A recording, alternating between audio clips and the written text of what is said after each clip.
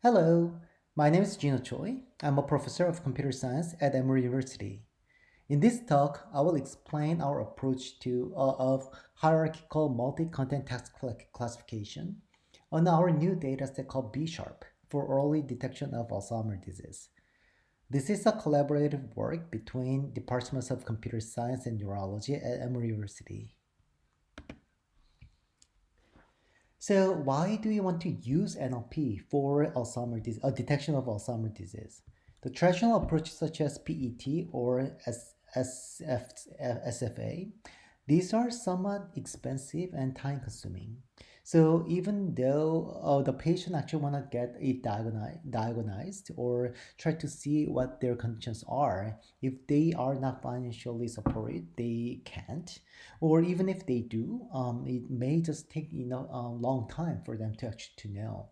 And since Alzheimer's disease is something that's not curable or recoverable, this can be actually make a big difference for the patient's condition. So we are looking at what if we can actually check how their languages changes.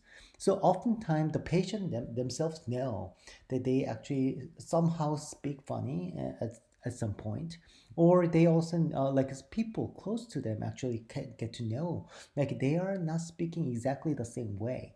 So if we can somehow detect this in early stage enough, maybe we can prevent Alzheimer's disease all along. So this was our motivation.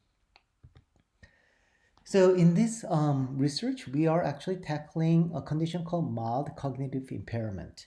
So this is actually known as the early stage of the Alzheimer's disease. So not all patients with MCI actually develop Alzheimer's disease, but they have a high chance. And what's actually important about this stage is the impairment. It does not really interfere with the activities or daily livings the patients have. So they can still actually even continue with their jobs. Maybe there's a little bothering, but I mean, it still is possible for them to actually continue with a normal living with this condition. So if we can actually detect the patients with this condition, maybe we can actually help them to prevent for them to develop it to Alzheimer's disease. In the later stage, such as dementia, so most NLP work in the past has been done on this condition, dementia. And there's also a famous data set called Dementia Bank, which has been very beneficial for this research. But in this stage, the impairment actually start interfering with activities or daily living. So patients, if you actually detect this stage, it may be already too late, especially the severe dementia stage. You cannot really help the patient to get back to the normal life or even prevent.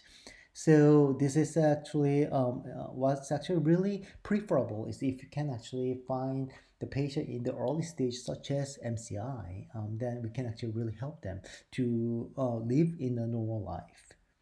And we believe this is actually a first work to detect MCI using NLP techniques. So our data is here. We created a new data set called B Sharp. So B Sharp is Brain Stress, Hypertension, and Aging Research Program. So we actually have this program at Emory University, and it's actually a collaborative work between neurology, medical school, and many others. And we basically created a very innovative data set. So we collected 1 to 2 minutes recordings for 3 different tasks from both MCI patients and control subject. Control subjects are the normal people. So what are these 3 tasks? One is a daily activity. So you ask the patient to speak about the daily activity they were conducted for the day. And two, in the room they were set in, the subjects are asked to describe what's going on with this room. And the third one, which is actually very similar to the dementia bank one, which actually asks you to describe the picture called cookie thief. This task actually we are asking the patient to describe the circus procession. So the patients will be describing like the elephant is riding a bicycle. There's another one following by it, and oh yeah. So there's also clown and all this kind of stuff. So given these 3 types of tasks, we can actually make much more richer or more advanced natural language processing techniques to actually detect MCI. So each subject actually makes them multiple visits, so we can actually even tell their progression of their conditions too. And the term between the previous and the each visit is 1 year. So most of the time subjects don't even remember what they did last time. So even the speeches are actually somewhat different when they actually speak about the same, even though they are speaking about the same thing. So we actually have a total of 326 subjects. That's including both control and MCI. And given these subjects, we actually had a 650 recordings, which is a fairly, it's not super large, but it is, considering this is a very expensive data that we're collecting, it's very valuable. And we actually were able to develop a dim learning with this small data too and get the reasonable result too. So this was actually a very good experiments that we ran.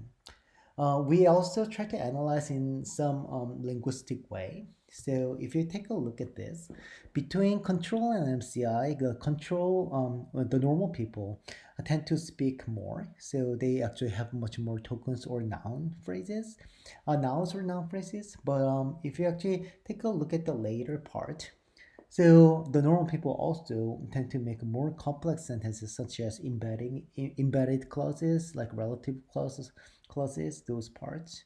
And at the same time, MCI patients tend to make much more discourse level kind of things, such as appositions or interjection, and those things are more appeared in the MCI patient's text. So let me briefly explain our hierarchical multi-content classification. So one part is we actually have a document from three different tasks per patient. So we had to find a way to combine them together. Obviously, concatenating all together just to, so we have three tasks and each task has a document of itself. And we could have just concatenated them all together and tried to develop a classifier, and that actually approach did not work so well, and especially with the transform approach, which is bounded by a certain number of tokens, the document became too long. So we actually put those into three separate transformers. It doesn't really matter which transform encoder you use, but we actually later I'm going to explain which ones we use. So it comes with the embeddings, and given the document level embedding, the CLS embeddings, we can actually put those individual to the individual multi-layer perceptron, and each of them actually can make an individual prediction. So that's actually the baseline approach that we tackled. So the baseline approach will give you the prediction for using only individual tests. But one step further, what we could do is we could actually take out all the CLS representation from the embeddings from the CLS representations and combine them together to make out the final joint learning information. So all these transformers will be, in this case, will be jointly learned and try to actually put the one output at the end. So this approach will be using all text from the all three tasks. So we made the experiment since we have only 650 recordings. We thought it was unreasonable to make a depth set and test set. So we made a five-fold cross-validation where each set actually has about this many people.